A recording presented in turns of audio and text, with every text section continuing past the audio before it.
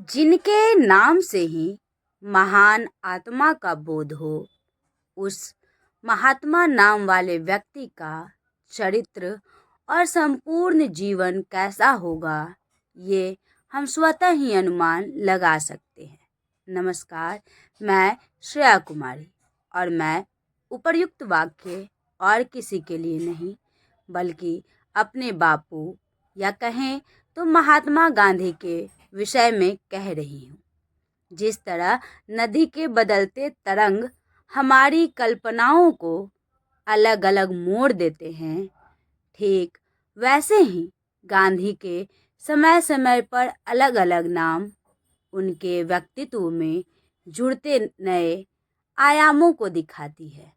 ये कभी मोहन बन अपने भलमानसाही को दिखाएं तो कभी गांधी में दिखा एक ऐसा आंधी जिसने अंग्रेजी हुकूमत की जड़ें उखाड़ फेंकी।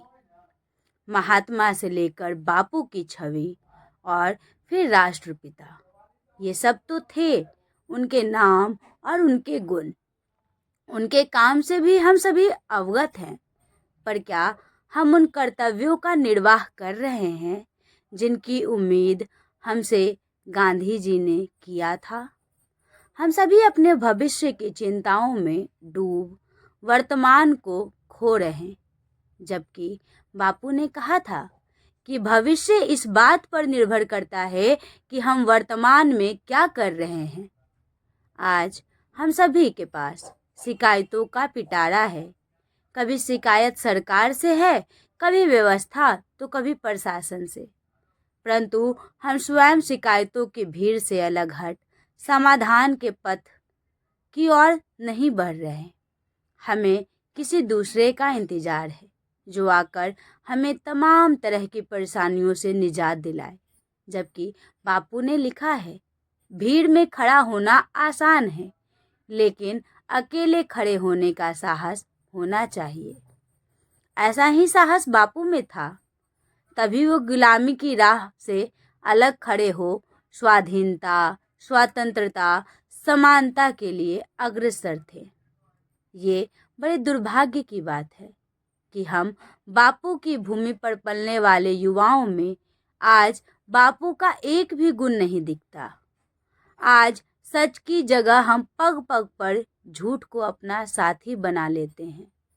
हर छोटी से छोटी बात पर हमारा मन हिंसा पर उतारू हो जाता है।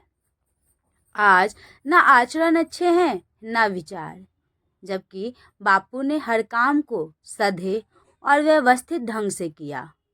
उन्होंने उपदेश भी वही दिए जो वे स्वयं के जीवन में पहले उतारते थे।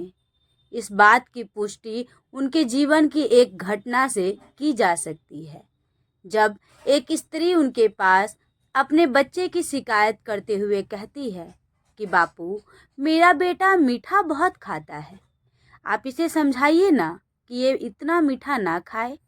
तब बापू उस औरत को एक सप्ताह बाद अपने बेटे को लेकर आने के लिए कहते हैं। वो औरत सोच में पड़ जाती है कि समझाना ही तो है, तो इसके लिए एक सप्ताह बाद क्यों लाना। पर फिर वो एक सप्ताह बाद बापू के पास अपने बेटे के साथ पुनः आती है और बापू बच्चे को अपने पास बुलाते हैं, उसे अच्छे से समझाते हैं। तब बच्चे की माँ पूछती है कि बापू, आप ये बातें तो इसे उस दिन भी समझा सकते थे ना।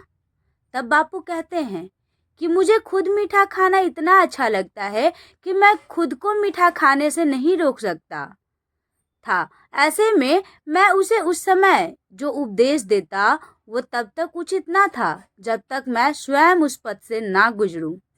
इन 7 दिनों में मैंने अपने मीठे खाने की आदत सुधार ली और अब मुझे उम्मीद है मेरी बात ये अच्छे से समझेगा। सच, बापू का सादा जीवन उच्च विचार कितना अच्छा था।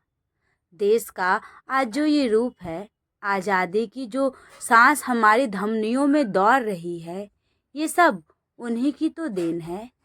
बापू ने अपने लिए कुछ नहीं मांगा, बस एक उम्मीद रखी हम लोगों से कि हम इस आज़ादी की और भारत माँ की गरिमा को बनाए।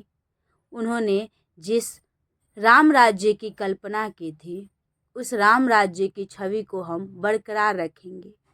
उनकी प्रतिभा और कौशल को देखकर ही तो लॉर्ड माउंटबेटन ने महात्मा गांधी को वन मैन बाउंड्री फोर्स यानी एक व्यक्ति सीमा बल कहा था। चंपारण से लेकर शुरू हुआ सत्याग्रह, अहमदाबाद मिल आंदोलन से गुजरते हुए असहयोग और नमक सत्याग्रह की सीढ़ियां चढ़ते हुए भारत छोड़ो के फलक पर पहुंचते हुए आखिरकार 15 अगस्त 1947 को भारत आज़ाद कराकर ही माने। सुभाष चंद्र बोस ने कितना सही नाम दिया बापू को, राष्ट्रपिता।